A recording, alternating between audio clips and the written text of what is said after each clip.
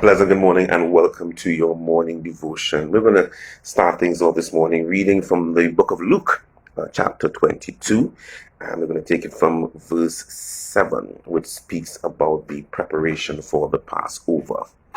Then came the day of unleavened bread, when the Passover must be killed.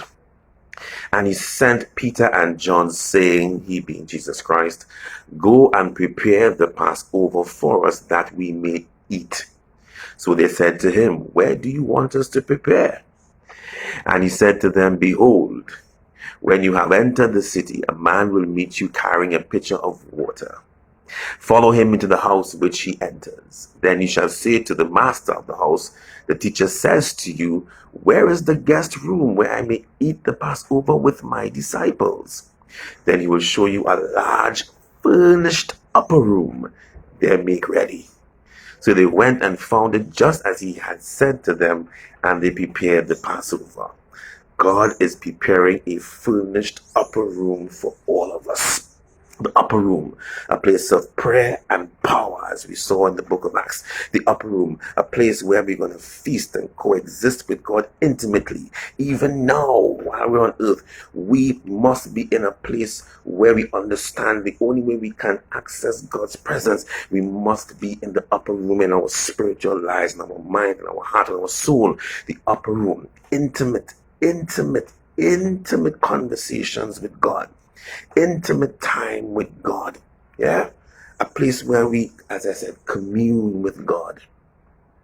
So how can we wish to commune with God and have intimate conversations with God and speak to God on that level, but still want to, be involved in basement conversations? God help me this morning. I have been noticing, and even individuals who, many of us who say we know Jesus Christ and we, engaging in basement conversations. I don't know if we, read the Bible. I have never seen an incident where Christ engaged in basement conversations. His conversations are always one of upliftment and enlightenment. Even when they attacked him and they came at him, he didn't go low, he went high. He spoke above their heads to the point where, where they're like, wow, who is this man? He would use parables to provoke their thinking, but we want to engage in basement conversations. We want to engage in belittling people and speaking venomous and there's a tone of bitterness. That is not of God.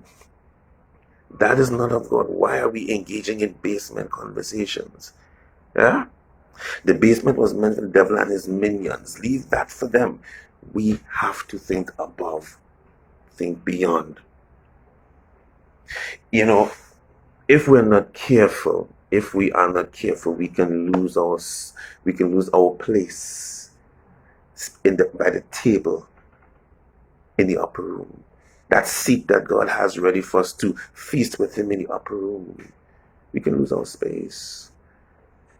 Maybe reminded today as we go through our day, and there's a lot happening in the country, I know.